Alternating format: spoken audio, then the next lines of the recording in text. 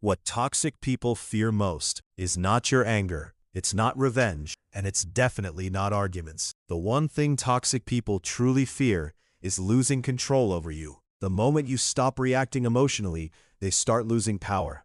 And psychology explains exactly why. Toxic people survive on attention, guilt, fear, and emotional reactions. They want you confused.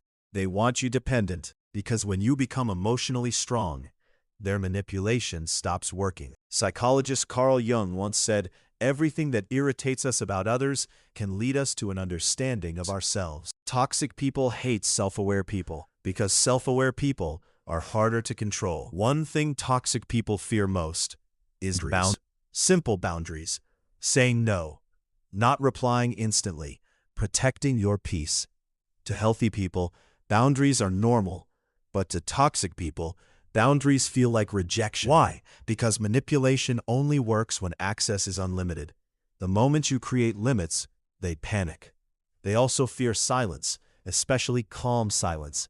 When you stop explaining yourself, stop begging, stop arguing, they lose emotional control over the situation. Philosopher Lao Tzu said, "Silence is a source of great strength." Toxic people expect emotional reactions, but silence forces them to face themselves. And many toxic people fear that more than anything. Another thing toxic people fear is your growth, because growth changes your standards. The stronger your mindset becomes, the less manipulation affects you. Research in psychology shows emotionally intelligent people are more likely to recognize manipulation and avoid unhealthy relationships. That's why toxic people often attack confidence, not because you're weak, but because they're afraid you'll realize your worth.